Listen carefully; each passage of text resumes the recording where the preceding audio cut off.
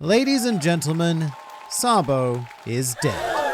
Dead serious about going to the Reverie, that is. And whilst Eiichiro Oda would have you believe that this may have been quite a fatal encounter, whether this is the case or not, things are looking pretty dire for Mr. Pipe McCatterson. And I have a strange feeling that it's about to happen again. Hello and welcome to the Grand Line Review, your source for everything One Piece. My name is Liam and I own very few pairs of shoes, like we're talking 2 or 3. And 2 or 3 very much describes the amount of key brothers in One Piece. It was 2, but then became 3 when Sabo rocked up and said, "Hey guys, remember me?" Or I guess more accurately, it would have been, "Hey guys, I remember you." But Sabo has always been a fairly intriguing character to me, because while I do have a lot of personal criticism regarding how he was reintroduced into the story, what generally interests me more is that Oda went to such great lengths to include him at all. So we're going to ask why that was, and then we're going to answer that question, because Oda has big plans for Sabo, although they may prove to be rather fatal. And it's all going to begin with a quick round of, "Hey, that's my cravat, get your own,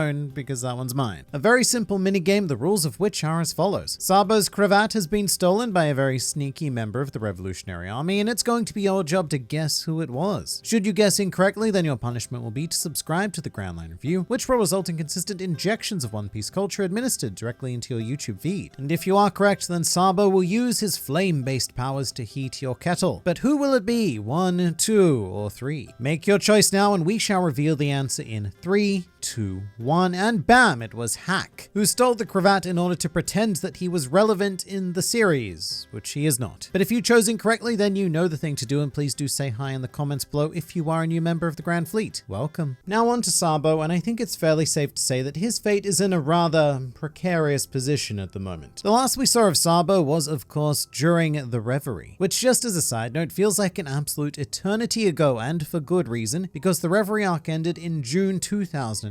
I'll say that again, June 2018. Wano has been going on for almost 3.5 years, which is just wow. But Sabo's mission at the Reverie was twofold. At first, we were told during a meeting on Momoira Island that the purpose of the Revolutionary Army having a presence at the Reverie was to, quote, declare war against the Celestial Dragons. But that wasn't quite it, because after arriving at Ambereddraws via various methods, be they crows, ground manipulation, or even cosplay, a much more clear section of task was defined, which was to free one Bartholomew Kuma. But that was only a small part of something bigger, because if they simply wanted to rescue Kuma, then they could have done so, stealthily and probably easily, and in fact, better yet, they could have done it either before or after the Reverie. You know, when all the Marines and stuff weren't there, but you know, that sort of mission would be far from a declaration of war. With that said, I have no idea how they planned on doing anything substantial. I mean, the meeting with Dragon must have gone something like, "Alright lads, this Reverie business is the most important event of the global calendar. The entirety of the world's Marines, as well as Cypher Pulsels, will be focused on this one location at this one time. So that time and that place is absolutely perfect for a very sneaky operation. And if we're going to succeed, we're going to need the cat, the crow, the fabulous giant, and you're all going to be led by a 22-year-old boy who can now apparently turn into fire, which is pretty cool if I do say so myself. Essentially, I can't help but feel like Dragon heavily underestimated the difficulty of this mission. The way I picture it is the equivalent of Luffy trying to sneak into Marineford and free Ace without anyone noticing, but then also as part of that plan, pulling down his pants, bending over and yelling at the top of his lungs, "Hey Marines, F all of you and your mothers." It would just be the wrong thing in the wrong time at the wrong place. And that's how I feel about the whole Reverie mission, so no wonder it ended rather dubiously. And the first character to drop a hint regarding Sabo's fate was the blackest of beards, Blackbeard. He informed us that the captains of the Revolutionary Army busted into sacred Ambereddraws to rescue Kuma, and they clashed with the Navy Admirals Ryokugyu and Fujitora in the process, which I will say is a frustratingly vague telling of events. However, this dire situation becomes much more clear during the Wano Act 2 interval when we catch up with Big News Morgans, who says there's been a fatality. Big obits sell papers. Obits, I want to point out, is short for obituaries, and Morgan says that because he's a charlatan. That's a fact. And an attempted murder?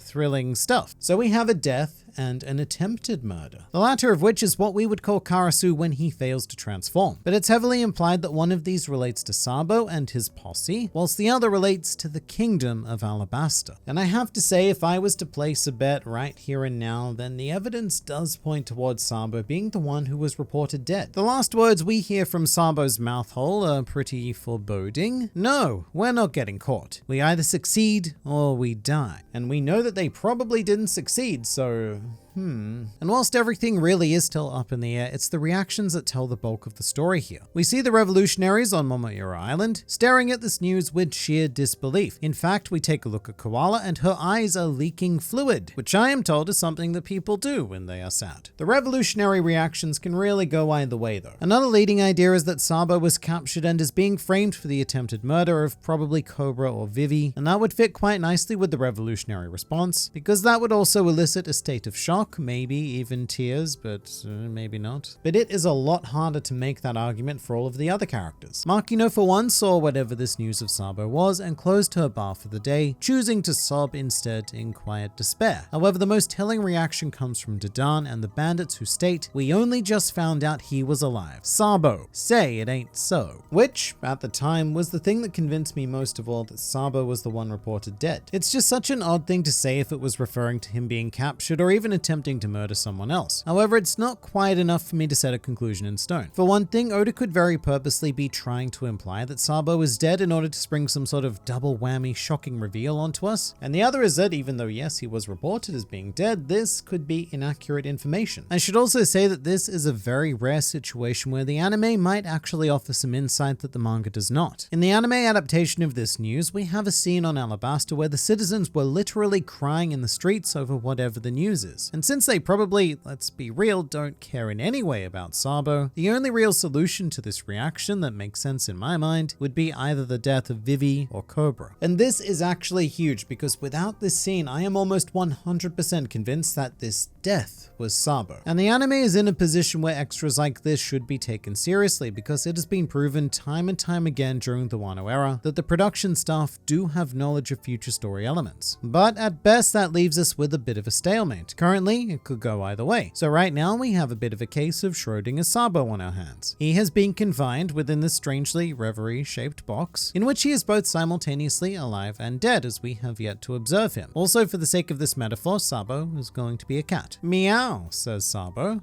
Or does he? Because he might be dead, so he's not going to say anything, actually. Strike that meow. But it's at this point that I ask myself, well, what would Sabo's death even accomplish? It would seem like a real Part 3 JoJo sort of maneuver to, narratively resurrect a character, only to go and have them die again off screen. And I really don't think that Oda would have gone to all this trouble to get Sabo back into the story just to snuff out another flame. I mean, I guess it would make Luffy upset, perhaps even very upset, and it may give him a reason to start a future conflict against the world government, as a mission of justice for his two fire-based brothers. But the thing is that motivation still exists and is arguably even stronger if Sabo was still alive, because there are only really two other outcomes here. Either Sabo was captured or he escaped. And the second of those two things that I just said seems incredibly unlikely, although it would be quite ironic given Sabo's final words of, "No, we're not getting caught. We either succeed or we die." And then it turns out that he did neither of those things. But Sabo being captured would give Luffy a personal stake to take a fight directly to the world government, in the very same way that Ace's situation actively made Luffy temporarily put his own dreams on hold just for that little bit of a rescue mission there that went very badly. But as a result, we do know exactly how Luffy would react if Sabo was captured. He would go